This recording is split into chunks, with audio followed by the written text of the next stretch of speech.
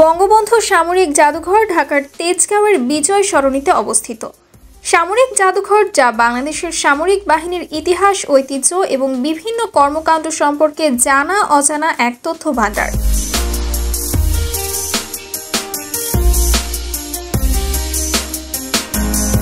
পূর্বে এই জাদুঘরের নাম ছিল বাংলাদেশ সামরিক জাদুঘর।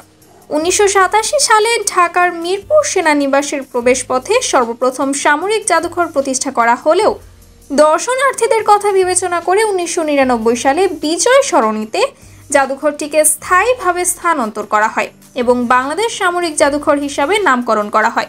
2020 সালে সশস্ত্র বাহিনী বিভাগ জাদুঘরটির সংস্কার ও আধুনিকীকরণের উদ্যোগ নেয়।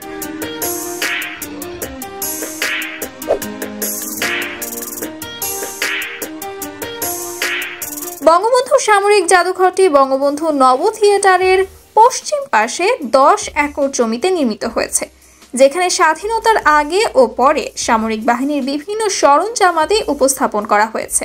জাদুঘরটিতে বাংলাদেশ সেনাবাহিনী, নৌবাহিনী এবং বিমান বাহিনীর জন্য নির্ধারিত গ্যালারি সহ 6টি পৃথক অংশ রয়েছে এবং প্রতিটি বাহিনীর গ্যালারিতে রয়েছে বঙ্গবন্ধু কর্নার।